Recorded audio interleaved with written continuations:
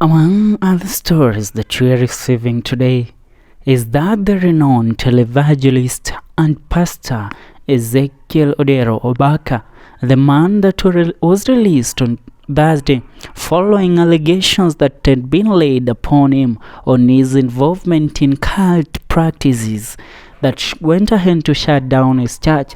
Today, he has filed a lawsuit against President William Ruto and his government, where he has sued Ruto for closure of his TV station and church, remembering that the man of God claimed that his church has lost over 20 million Kenyan shillings following the 1 week that it has been shut down.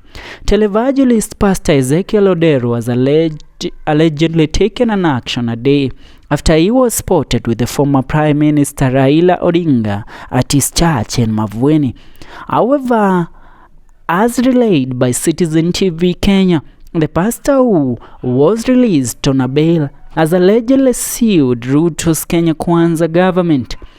According to the report, Ezekiel ODERO has taken the government in court for closing his television station and his Good Life Prayer Center in Mavueni.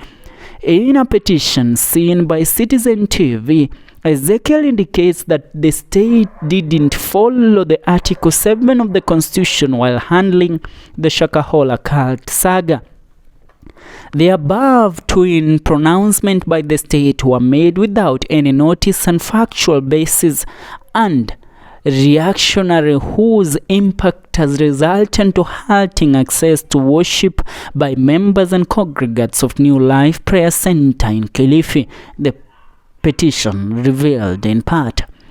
Speaking yesterday, his lawyer Danstan Omari and Clifford Beta claimed the televangelist had lost a huge chunk amount of money since his arrest. Lastly, in your opinion, do you think Pastor Ezekiel has taken the right decision to go ahead and fight the government by suing President William Ruto for shutting down his church for his involved or alleged involvement with the Shakahola cult saga, which is linked to Pastor Paul Mackenzie? A comment on the comment section. This is FM African Document.